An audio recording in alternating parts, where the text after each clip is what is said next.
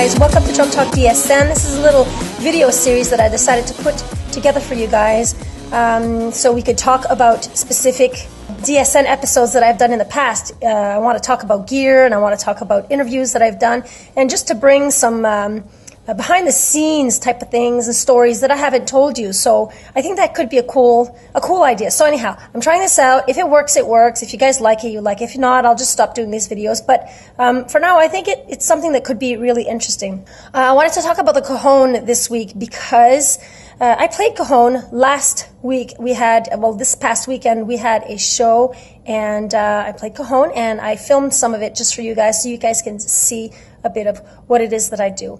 I see you out somewhere. You just won't give me the time of day. Well, that's the cold shot, baby. Oh, what a drive, yeah. Well, that's the cold shot, girl. I feel that I love go back.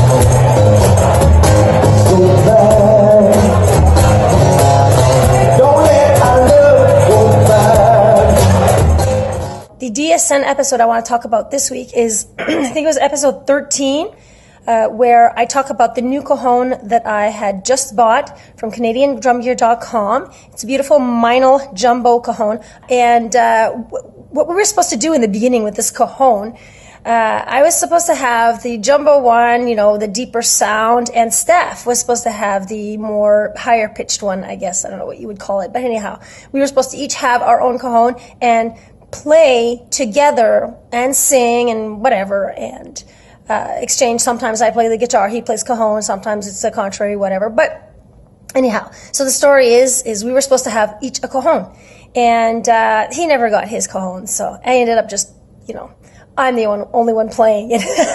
But yeah, it was supposed to be an idea like that, and the reason why we wanted two different sounds is, well, of course, obvious, because we wanted to have two different sounds so that it would complete each other, to complete each other.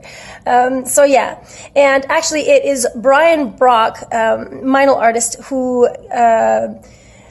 kind of led me to buy this Cajon, because that's the one he owns, which I think he owns, but I know that he played on one, and I had featured it on the DSN episode that I am actually talking about, DSN 13. I think it's 13, but anyhow. So yeah, so anyway, I just wanted to show you guys a little clip of me playing it, and I also wanted to show you the do's and don'ts also on Cajon, because there are things that you're supposed to do and things you're not supposed to do so that you don't hurt yourself. So yeah, one of them is you are definitely supposed to sit up a lot, sit straight and don't have a curved lower back, like hunching over. You're not supposed to be hunching over your Cajon. You're supposed to sit nice and straight and have a nice posture, because I tell you, in the beginning when I was playing, I had it all wrong. I've been only playing for, it's been a year and a half, I think, if I'm not wrong, if I'm correct. But yeah, you're not supposed to be hunching over, and it gives you a really painful lower back if you do that. And if you have lower back problems, it's not a good idea. Anyhow. So yeah, I decided from there, maybe I should take some lessons. So I took some quick online lessons. So that's one of the don'ts that you should not do. You should not hunch over your Cajon. So when you're sitting, sit straight. Second thing, is your hands. When you want to get the bass part of the Cajon, you're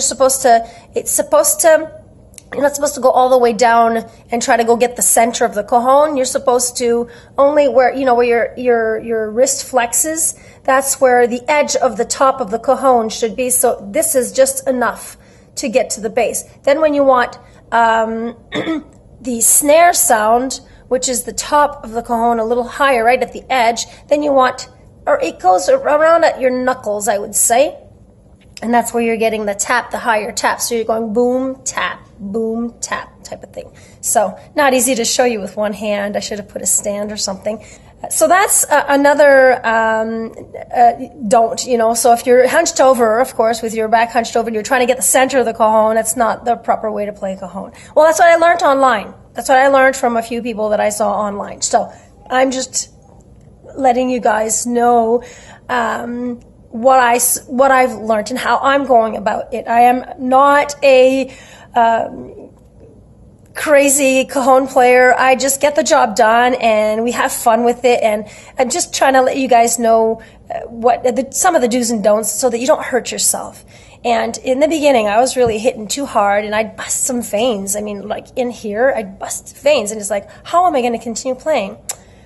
So that's when I decided to get myself some cajon brushes, and there are different techniques with the cajon brushes. My dog, excuse me, my dog is barking. So yeah, there are different cajon brushes that you can use. I'm using the Vaders, and they are absolutely awesome. I love how thick they are and how scrunchy they are. I think I'm going to go get them. Give me a second. So yeah, so these are the brushes. So obviously you can turn them into a brush where you have the brush like that. I love these brushes. And you can tighten them. Hang on, why am I tightening them? You can tighten them and have them like this. So these brushes are just awesome. Anyhow, there are different ways that I use them on the cajon. Sometimes I'll actually use this end, not on the front of the cajon. The way my cajon is made, it's plastic on the top where I'm sitting on it, and on the sides it's plastic. It's hard plastic. So when I play, sometimes I'm playing the front with one hand, and then I'm going to get higher notes, whatever you want to call it. I mean, I just like smack it with this side, and it sounds pretty cool. So I'll have a little demo for you.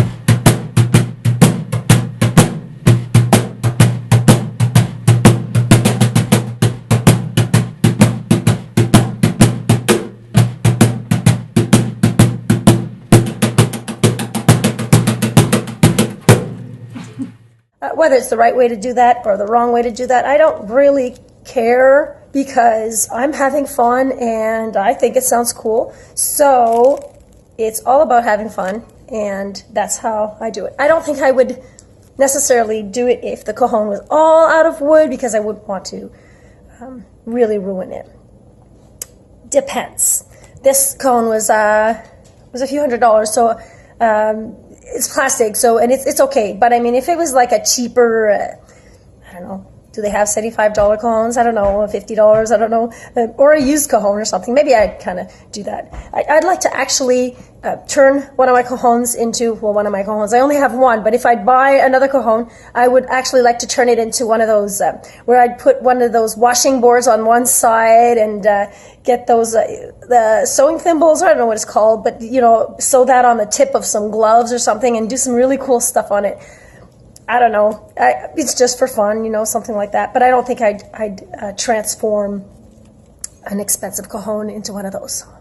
Anyhow, what else did I want to say?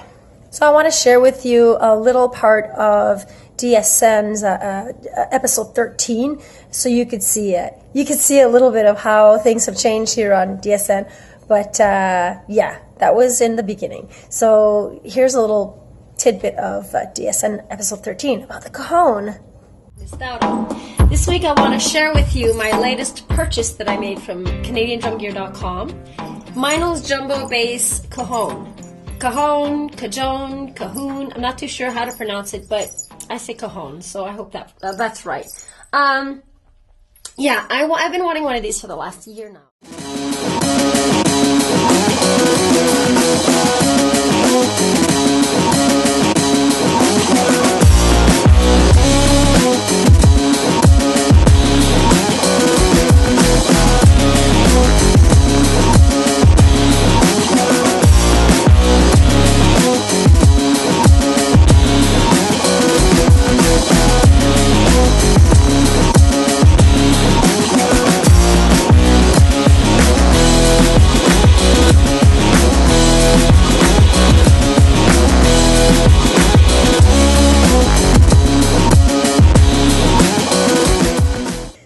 here's a little bit of what I've been up to. I have been practicing and studying, of course, as usual, and I wanted to share with you guys where I'm up to, and I thought that by updating you guys once in a while would be a cool thing for me also, because then I can set some specific goals. And so yeah, I took you along with me to the show, took you along with me for some of my practices. So here's what I'm up to. 1, 2, 3, 4. 1, 2, 3, 4, and 1, 2, 3, and 4, and 1, 2, and 3, and 4, and 1, 2, and 3, 4, and 1, 2, 3, and 4, 1, 2, and 3, 4, 1, and 2, and 3, and 4, and 1, and 2, and 3, 4, 1, and 2, 3, and 4, and 1, and 2, and 3, and 4, 1. I'm thinking of doing this the week following a DSN. Like DSN is in general supposed to be every 2 weeks. So it would be like the week following the DSN or something. Always on a Tuesday. So don't forget to subscribe, like, and share. And so don't forget to go check out DSN episode 13. I'll leave the link below. And Brian Brock, I have Brian Brock playing on there. He's a professional cajon player, minor artist.